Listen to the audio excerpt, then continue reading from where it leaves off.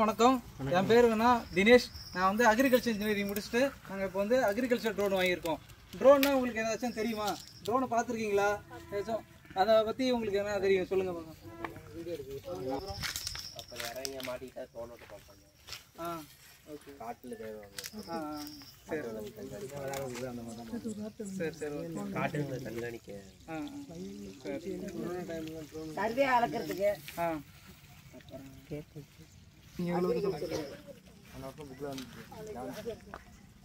எதுல இருந்து படிச்சீங்க? எப்படி உங்களுக்கு தெரியும்? இந்த ஃப்ளட் ஏரியா இது மாதிரிலாம் வந்துச்சுன்னு வச்சுக்க, அந்த இடத்துல ஏதாச்சும் பொருள்லாம் ஈஸியாக இந்த ட்ரோனை வச்சு 30 கிலோ வரைக்கும் வெயிட்டை மேலேருந்து தூக்கிட்டு போய் டிரான்ஸ்போர்ட் பண்ணலாம்.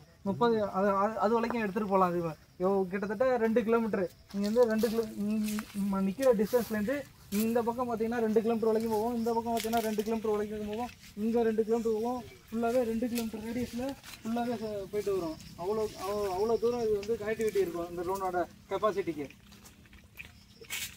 ட்ரோன் வந்து டிஜிசின்னு சொல்லுவாங்க.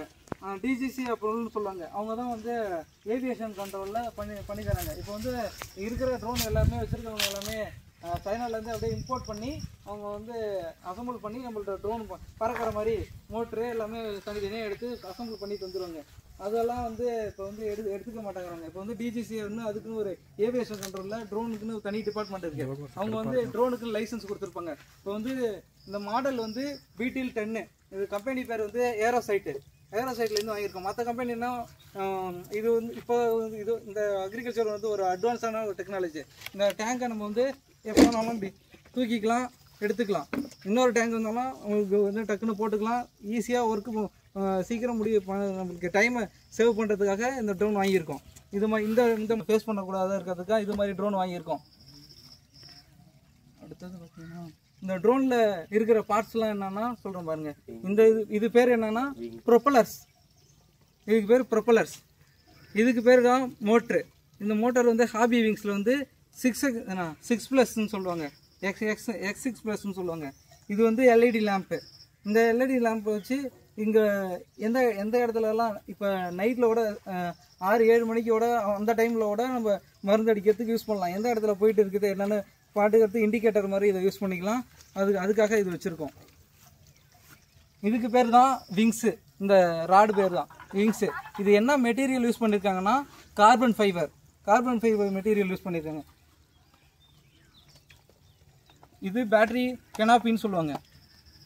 இதில் 2 கனெக்டர் இருக்கும். இங்கே தான் பேட்ரி கம்பார்ட்மெண்ட் வைக்கிறது. பேட்ரி வைக்கிறதுக்கு கம்பார்ட்மெண்ட் இருக்கும். இதில் 2 இதுலேயும் பேட்ரி வச்சுட்டு இது வந்து ST90 கனெக்டர்னு சொல்லுவாங்க. இதுவும் ST90.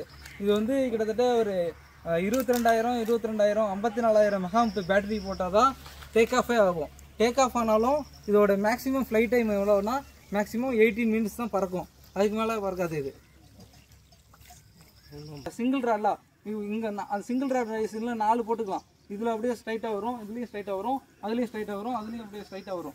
அது மாதிரி 4 நாசில் இருக்குது. அடுத்தது V டைப் நாசில்னு ஒன்று இருக்குது. அதுலேயும் இது மாதிரி ஒரு 4 டைப் நாசில் வந்து ட்ரோனுக்காக யூஸ் பண்ணுறாங்க. இதுதான் ட்ரோனுக்கான கேமரா. இது வந்து FPV கேமரா சொல்லுவாங்க. ஃபர்ஸ்ட் பர்சன் வியூன்னு சொல்லிட்டு அந்த கேமரா. இது இண்டிகேட்டரு.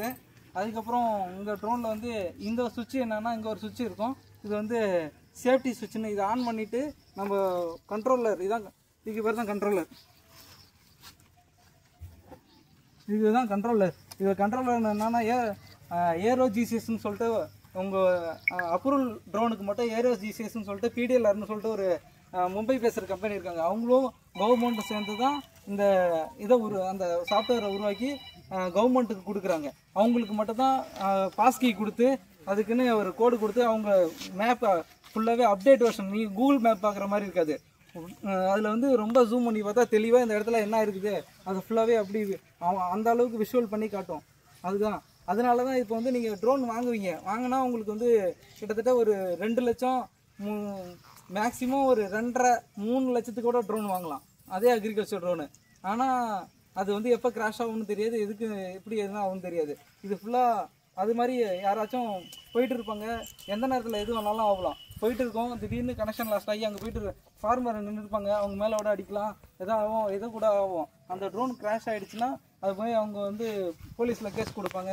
அது மாதிரி கேஸ் விஷயம் ட்ரோனை சீஸ் பண்ணுவாங்க. இந்த சூரியரை போட்ட படம் பார்த்தீங்களே, இங்கேருந்து மானத்தில் பறக்க வைக்க உங்களுக்கு யாரா வந்து அதிகாரம் கொடுத்தா அப்படின்னு கேட்பாங்களா, அதேமாரி தான் இவங்க அவன் வந்து இங்கேருந்து கேஸ் கேட்டு நம்மளை சிவில் ஏவியேஷனுக்கு எடுத்துகிட்டு போவானுங்க நம்ம கேஸை. அவன் வந்து நம்மளை கொஸ்டின் கேட்பான். அதனால தான் அதை தடுக்கணுக்காக தான் டிஜிசின்னு சொல்லிட்டு அவங்க ஒரு டிபார்ட்மெண்ட் போச்சு. அவங்க இப்போ வந்து நம்மளுக்கு லைசன்ஸ் கொடுத்துருக்காங்க. இதில் தான் என்னுடைய லைசன்ஸ் டீட்டெயில் இந்த ட்ரோன்லேயே இதில் எழுதிருக்கும், அட்டாச் ஆகிருக்கும்.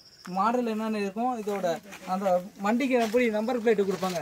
அதேமாதிரி இந்த யூஐ, அதுக்கு வந்து யூஐஎன் நம்பர் சொல்லுவாங்க, யூனிக்யூ ஐடென்டிஃபை நம்பர் சொல்லுவாங்க. அது வந்து இங்கே ரிஜிஸ்டர் இருக்கும். இந்த ட்ரோனோட சீரியல் நம்பர் இருக்கும். இது வித்து இந்த மேனுஃபேக்சரிங், இந்த ட்ரோனை எப்போ மேனுஃபேக்சரிங் பண்ணாங்க அந்த எல்லா டேட்டும் இதில் வந்து மென்ஷன் ஆகிருக்கும். ஏரோசைட்னு சொல்லிட்டு கம்பெனியில் வாங்கினது.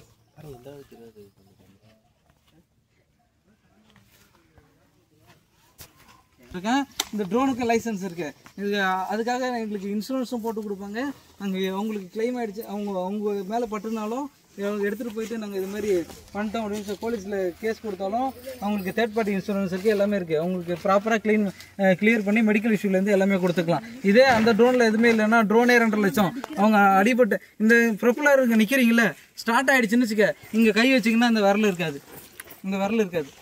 அவ்வளோ ஃபாஸ்ட்டாக சுற்றும், இந்த விரல் இருக்காதுங்க. நீங்கள் கையே அப்படி வச்சாலும் அவ்வளோதான், இந்த இடமே முறிஞ்சிடும். ட்ரோனில் அவ்வளோ பேர், நிறைய பேருக்கு பண்ணும்போது யாருமே பக்கத்தில் ஒரு 5 அடிக்கு தள்ளி தான் நிற்க சொல்லுவாங்க.